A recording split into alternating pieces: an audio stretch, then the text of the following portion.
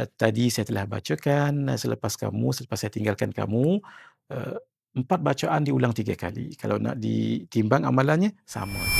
Ulama mengatakan, sekurang-kurangnya ada 4 perkara yang menggandakan pahala. Pahala tu ada tapi digandakan. Satu, dengan kemuliaan tempat. Maksud mendirikan solat umpamanya di Al-Masjidil Haram 100,000 kali lebih daripada yang lain. Di Masjid Nabawi 1,000 kali. Alhamdulillah Ustaz Ahmad, hadis ni kita ada nyatakan. Juga di Al-Masjid Al-Aqsa juga ya. Ada riwayat mengatakan 500, ada riwayat mengatakan 1,000. Yang kedua, kerana kemuliaan masa. Kita juga sebutkan dalam kitab kita ini. Contohnya dalam bulan-bulan haram, begini yang kita sebut. Bulan Dzulqa'dah, Dzulhijjah, Muharram dan Rajab. Itu digandakan pahala amalan. Kerana kemuliaan masa tadi itu. Juga bulan Ramadan. Juga hadis menyebutkan man taqarraba fihi bi khaslatin minal khair kana kaman adda faridatan fi ma siwa. Wa man adda fihi bi faridatin kana kaman adda sab'ina faridatan fi ma siwa. Bulan Ramadan kalau lakukan yang sunat satu, itu sama dengan satu fardu. Satu fardu menyamai 70 sunat. Kalau yang fardu menyamai 70 fardu. Juga kita nyatakan alhamdulillah dalam kitab kita ini. Yang ketiga, ulama katakan perkara yang boleh menggandakan pahala amalan, niat. Niat. Kalau niat kita baik dan banyakkan niat itu.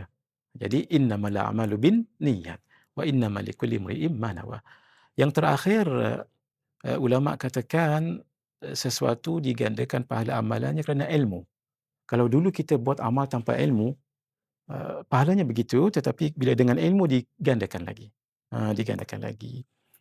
Sebahagian mengatakan apa yang Nabi tunjukkan sendiri, umpamanya ketika beramal, di belakang tu ada bacaan untuk menggandakan amalan. Dalam hadis yang kita sebut juga dalam kitab sahih, juga kita sebutkan dalam kitab, bagaimana Nabi dengan Ummina Sayyidatina Juwairiyah, yang sekali baginda keluar daripada rumah beliau, ke masjid, kemudian solat subuh, kembali balik untuk solat isyraq ataupun duha, lebih kurang 1 jam 40 lebih minit. Lihat ada lagi Sayyidatina Juwairiyah ada di bawah. Ama kunti alal halati lillati faraqtuki iyyah. Apakah kamu masih berada di sini sejak saya tinggalkan keluar subuh tadi?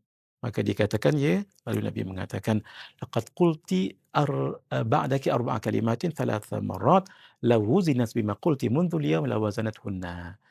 Tadi saya telah bacakan, selepas saya tinggalkan kamu, 4 bacaan diulang 3 kali. Kalau nak ditimbang amalannya, sama aja. Itulah yang hadisnya, subhanallah wa bihamdihi. Itu poin kita adalah, apabila sesuatu amalan itu di belakang tu dibaca, sesuatu yang menggandakan amalan. Apa dia tadi? Subhanallah wa bihamdihi adada khalqihi wa ridha nafsihi wa zinata arsyihi wa midada kalimatihi. Kata ulama, ini juga antara yang boleh menggandakan amalan. Pahala amalan.